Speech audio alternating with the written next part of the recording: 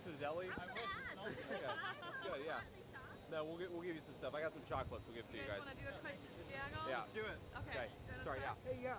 So I was wondering, do you still think Lena Connor's doing a good job, and would you push to keep her in the administration next Look, year? I mean, there are things that she does that I like, things that she does that I dislike. I mean, I think on the things I like is I think she's justifiably worried about some of the big technology companies and the concentration of power. I think sometimes she gets a little too aggressive going after smaller companies, which just prevents capital formation and exits in the economy. So look, she's not perfect, but the thing I really like about Lena is she doesn't focus on the ridiculous woke stuff. She recognizes that her job, agree or disagree, is to actually work at the FTC and not to be like a ridiculous diversity enforcer. I do appreciate that. Senator, I saw you took issue with the comments Beshear made on Morning Joe this morning. Yeah.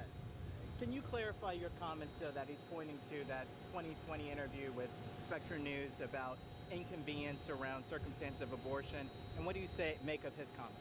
Well, look, I mean, first of all, his comments are disgusting, and I think it's important that the media not misrepresent what I actually say, because then it leads a guy like Beshear to go off and basically, and he's effectively fantasizing about some member of my family getting raped so that I know what it feels like. I just think that's really gross and really disgusting.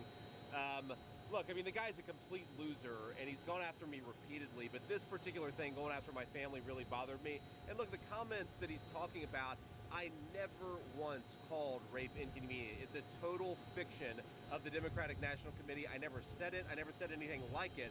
What I was talking about was the context of an unexpected pregnancy, not one caused by rape.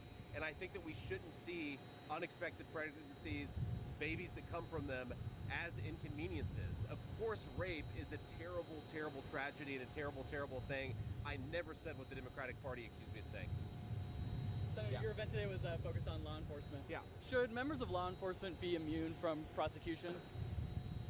Well, I think they should have some immunity, right? I mean, no immunity is perfect, right? Qualified immunity, which typically attaches to law enforcement officials, I think enables them to do their job.